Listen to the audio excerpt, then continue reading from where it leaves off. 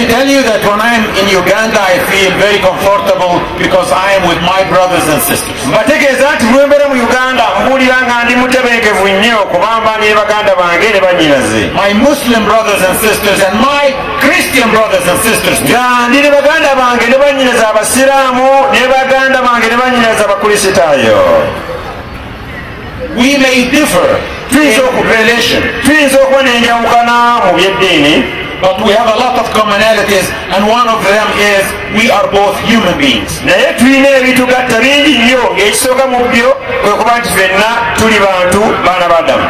Poverty does not discriminate between a Muslim or a Christian. Bwe buba bwavu tebwawula nti ono musiraamu ono muganda bubazinga lumu n'obulwadde bwe butyo. Cancer or AIDS does not discriminate between a Muslim or Christian. Kookolo oba siriimu tegeeza nti ono musiraamu sijja mukwata kankwate muno ayola muyozi. Unemployment does not discriminate between a Muslim and Christian. Bwe giba emirimu nga gye gibuze ng'abantu ffe tejawula musiraamu n'atali muki. So all of us should unite. N'olwekyo ffenna tulina okubeera twegatte tubeere kimu. And face the challenges that are facing us. Tubeere nga tweŋŋanga ebizibu n'ebyetaagisibwa okubeera nga tubiwangula ng'abantu. We have a lot of commonality. Tulina ebitugatta bingi. So when I will speak today, I will actually speak about the original sin. N'olwekyo leero ngenda kwogera ku kibi ekisigire nga bannaffe bakikkiriza. Between Islam and Christianity. Okusinziira ku ntegeera oba enjigiriza y'Obusiraamu ate n'entegeera oba enzikiriza y'Obukristaayo. And I will accept every single word in the Bible about the original sin. Era nja kukkiriza buli kyawandiikibwa mu Bayibuli ekyogera ku kibi ekisigire nga bwe kinaaba kyeyogerako.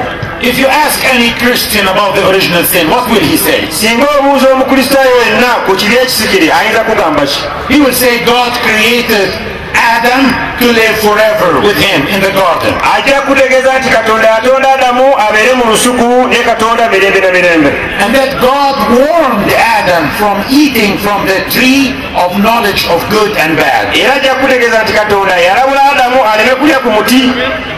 And then God created Eve for Adam. Era Katonda n'akolera Adamu omukyala Eva. And then Eve made Adam eat from the forbidden tree. Owatali musiraamu agambye nti Eva n'afuuka ensonga eyaliisa Adamu ekibala ku muti ogwaziizibwa. Because Shaitan or Satan deceived Eve and deceived Adam. Olw'ensonga nti sayidi yaabwe kuba bagamba nti Sitaani yabuzaabuza Eva naye n'atakomaawo n'abuzaabuza Adamu. And by the sin of Adam and Eve, death entered into the world. Era byo bati ne bakutegeeza bo nti era olw'okwonoona kwa Eva n'Adamu ng'okufa kyekwava kujja mu nsi. God wants to forgive Adam and Eve.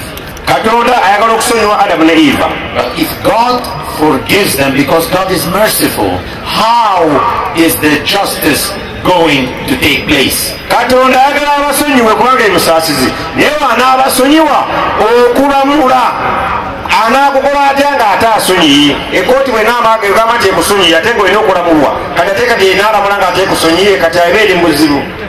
God should punish Adam and Eve, but because God is just. But if God punishes Adam and Eve, where will the mercy of God be? Katonda ate omu Bayibuli ayagala abonereze Adamu ne Eve olw'ekyo kye baakola naye ate wagamba babonereza ate muli ne yeewuuza ate okusaasira kwe kunaaba ate kukoze eki. And here a conflict appeared between mercy and justice. Kati wano mu Bayibuli wajira akabenje Katonda kusaidia Katonda mu Bayibuli nga bimusobedde ku kubonereza Adamu kyakoze ne kumusonyiwa n'aba ng'ali masaŋŋanzira.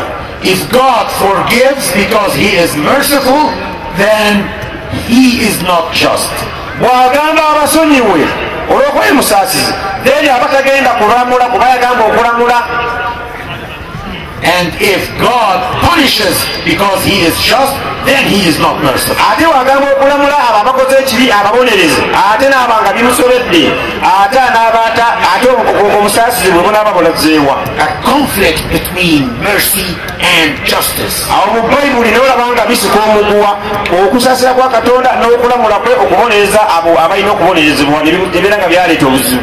But God found a solution. Kati Katonda okusinziira ku Bayibuli n'aba nga yafunawo solution akoze atya? According to Christianity, God incarnated in a man and died for us on the cross. Kati mbuno okumala wakavuyako mbu Katonda n'asalawo mbu ayambale omubiri gw'omuntu mbu okusinziira mu Bayibuli ajje afiirire abantu mbu ajjewo kiri ekibi ky'Adamu ekyasigala mu masaŋŋanzira. Is what Christianity is based upon. Entegeera eyo ey'ekibi ekisikire mu Bukristaayo awo nno weesimuka era kweyimiridde. For the first while it seems very intact and sounds very logical. Okusooka ku lubereberye oyinza okulaba nga kituufu kikola amakulu. But if this story of the original sin was proven to be wrong, then there will be no need for crucifixion. Naye abantu singa tubatematemera ne tubalaga nti bino byebateeka ebyekibi ekisikire tebirina makulu, singa banaakikkiriza kiba kitegezwa nti nno Yesu okujja afiira abantu tekirina makulu olw'okuba ekibi kiri kyavaawo. Naye kiteekebwawo bakangekanga abantu babe nga balina obwetaavu bw'okubeera nga Yesu ajja kujjayo omusaayi ajjewo akavuyo kali kati ne banga kateekebwawo kireete Yesu mbu. And therefore Christianity will have no basis. N'olwekyo singa abantu bakakasa nti ekibi ekisikire kyaggwawo tekiriwo Adamu byaggwereyo nga yeenenyeza ne bakikkiriza, kiba kitegeeza nti Obukristaayo tebujja kuba na ku makulu olw'ensonga nti amakulu ke buyimiriddeko mu Yesu ajja abafiiririre ajjewo ekibi ekisikire bwe kivaawo abatalina makulu. Amakulu Obukristaayo tebulina mugaso na makulu. So for the first while it sounds logic, but if you reflect upon it, it is nothing but an insult to human intelligence. Nakunyonyola nga twenda kumanya olaba nga bikola bambi amakulu naye olabanga obyekennenyeza obisanga nga amakulu mu butuufu tegagatta tegawera. Ekyokubiri nga nakuvuula kitiibwa kya muntu wamu ne Katonda. And a lot of insults for God himself. Era nga mulimu n'ebifumo n'okuvuula kungi nnyo nga kudda eri Katonda mu ebyo eby'ekibi ekisikire. I have 15 quick points about the original sin. Nina ensonga 15 ennyangu ennyo ku kibi ekyo kye bagamba mbu ekisikire. And I will talk about it from the Bible. Era ngenda kukyogerako nga nva mu Bayibuli. According to the Bible, okusinziira ku Bayibuli, who said that Adam was really created to live forever? Ani yagamba nti Adamu yatondebwa abeere olubeerera na lubeerera yatafudde? In Genesis 3:19, mu lubereberye mu 3:19, God is telling Adam, and to dust you will return. Katonda agamba Adamu nti gwe wakolebwa mu ttaka era mu ttaka mw'olidda. Had God wanted Adam to live forever, he could have created him from light like angels. Singa Katonda yayagala Adamu abeere nga wakuwangala mirembe na mirembe nga tafa, yandibadde amutonda mu kitangala ng'azi malayika ezitafa kuba ekitangala kibeerawo. But in this verse in the Bible, God is saying to Adam, you have to die because you are mortal, because you are from dust, and everything from dust has to return to dust. Bw'atyo Katonda n'agamba Adamu nti oteekwa okufa gwe obulamu si bwa lubeerera, oteekwa okufa n'odda mu ttaka mwe wava. We have 4 different points in one verse in Genesis 2:17. Lubeerera 2:17 mulimu ensonga nnya zitwagala tulabe.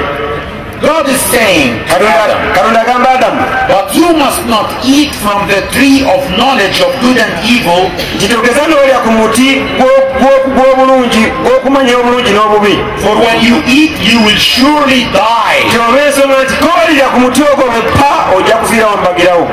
Wasn't it more just to warn Adam from the devil? Kyali Katonda gamba Adamu mutosembera tolya ku muti ogwo n'atamulabula ku sitaani. Si ekisinga obulungi Katonda teyaligamba nti wala Adamu weewale sitaani, naye n'atamugamba kwewala sitaani n'amugamba kwewala muti, naye atamubuulira sitaani nti yaduuyi kalaba sitaani ate wamukozesa ensobi. Lwekyo Katonda okuba obweganya yandimulabudde sitaani si kumulabula muti kuba gukupaakinga awo. Why didn't God in the Bible warn Adam from someone called Satan or Lucifer or the devil or the serpent and tell him that this one will try to delude you? Katonda aba ayagala kukuuma Adamu ku butayonoona alyoka amuganda eby'omuti. Lwaki tyamugamba nti munnaye kutonze ne sitaani oyo oba Lusifa oba ani mwegendereze ayinza okukutomeza. yamugamba The next point is, if this tree is the tree of knowledge of good and evil, how can God punish someone who doesn't know good from evil? omuti takbir omuti guno gubanga Adamu bamugambe bw'anaagulyako omuti ogw'okumanya ajja kumanya ekirungi n'ekibi kati ate omuntu waagulyako amanya ekirungi n'ekibi ate lwaki Katonda amubonereza ate ng'aliddeko kuba bw'agulyako ogw'omanya ekirungi n'ekiki kati ate lwaki agulyeko ate bamubonereza. And don't you agree with me that by God telling Adam that this tree is the tree of good and evil, knowing good from evil, this in itself is temptation? Bwetokiraba takbir bwetokiraba Katonda agamba leero mu Bayibuli ng'otolya ku muti guno okubanga omuti guno onaagulyako ojja kumanya ekibi n'ekirungi. Tolaba nti abanga amukookonya amutega akatego kaddayasigala yeebuuza bwe naagulyako wamanja kumanya ekirungi n'ekibi. Otobanga abakookonyo yanti teyali mubulire details amugaa tokusemberera muti ogwo naye ate amugambye kookonyo gwe onaagumanya wawula ekirungi n'ekibi n'omulekaawo. It's like telling one of you, this food is very delicious. Very delicious. Please don't eat from it.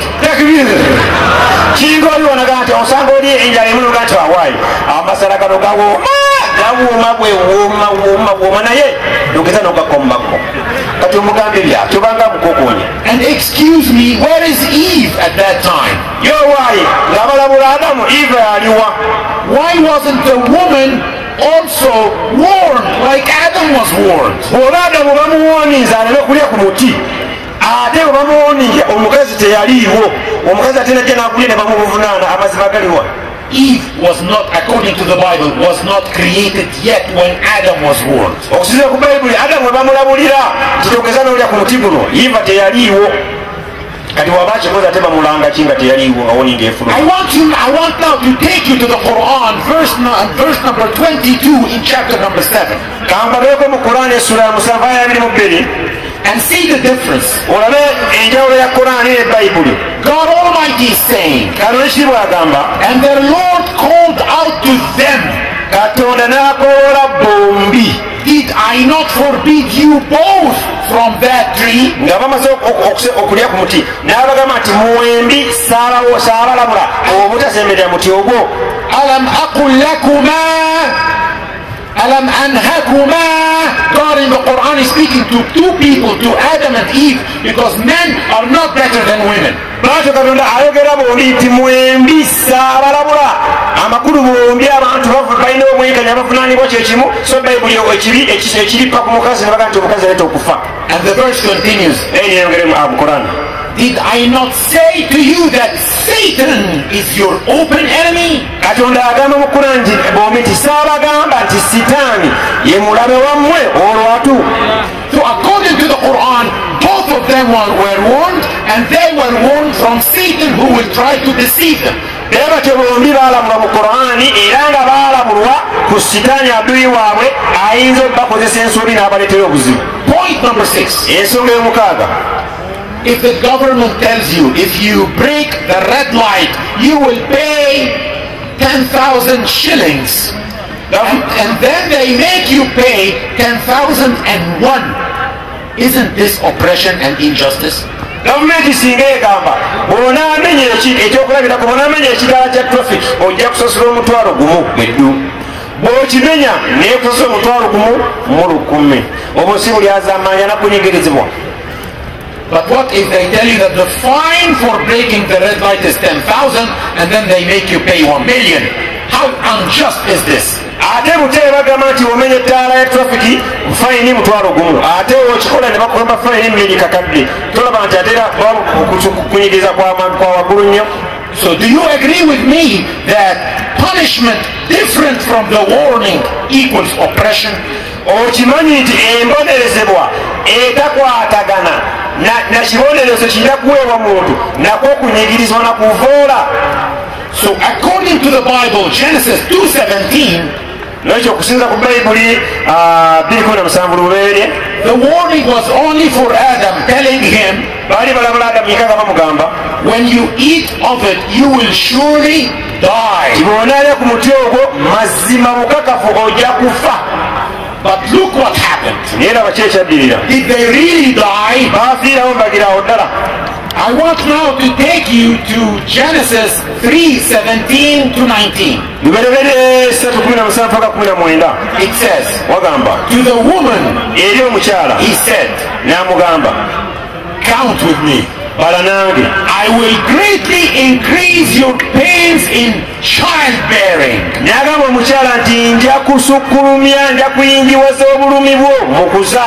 Which means that pregnancy is painful because of that mistake.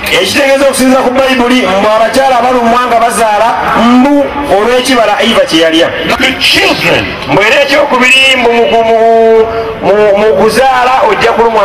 The first was number one, pains in pregnancy. The second one, pains in birth.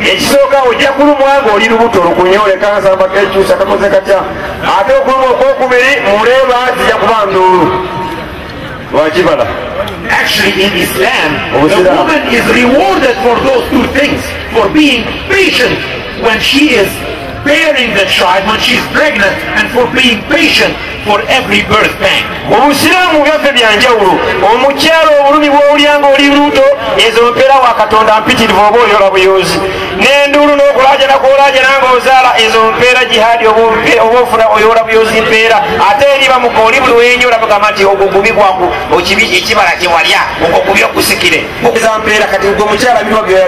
Number three, your desire will be for your husband.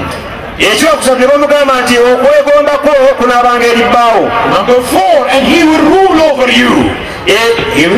And he will be ruling you. To Adam,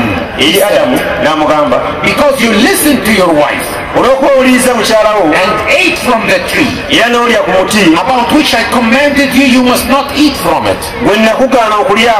Count with me. Cursed is the earth because of you.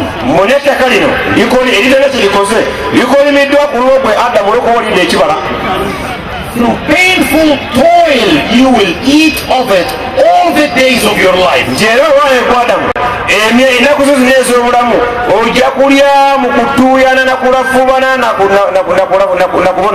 It will produce for you thorns and thistles. Thorns and thistles.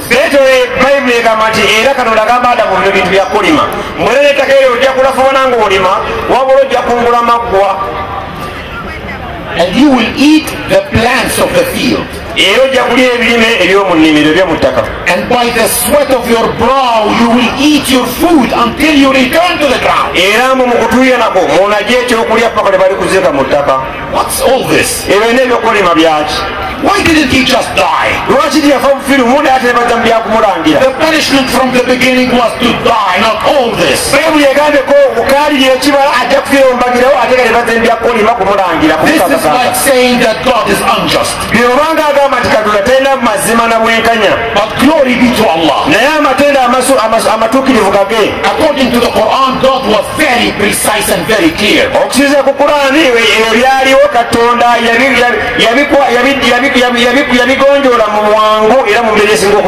Allah Almighty said in Surah Taha, chapter number 20 in the Quran, verse 116. So we said, oh Adam, this is an enemy to you and to your wife. Allah gamati yagamba Adamu tuwanga Adamu onostani mulabewo eri mkyalawo nezaddeyo. And then he did not tell him that he will die.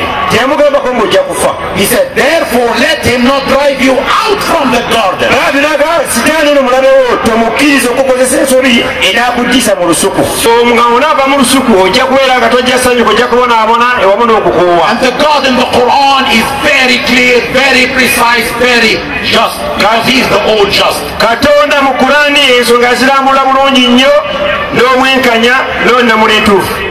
I want to ask you a question. Can you imagine God telling a lie?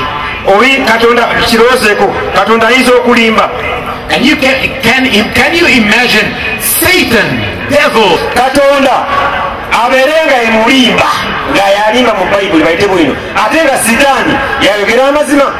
God told Adam, if he eats, he will surely die. But look in Genesis 3:4. And the serpent said unto the woman, you shall not surely die.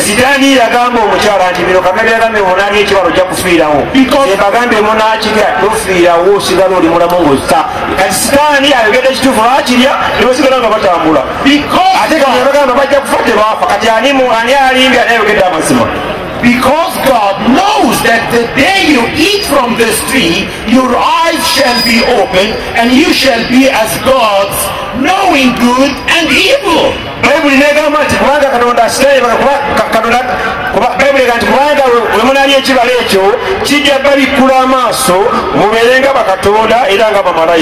Astaghfirullah, God is lying and devil is truthful.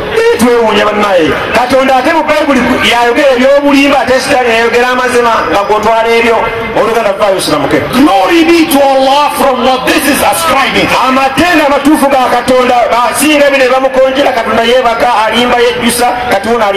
have a question for you.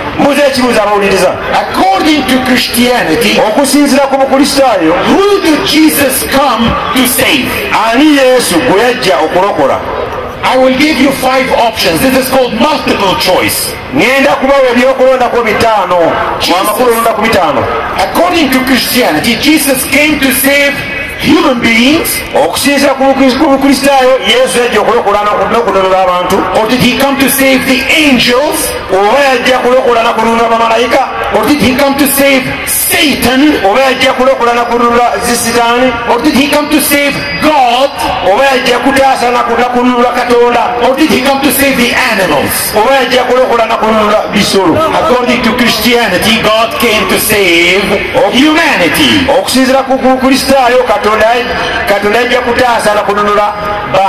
But excuse me, if you reflect on this story, Jesus did not come to save humanity.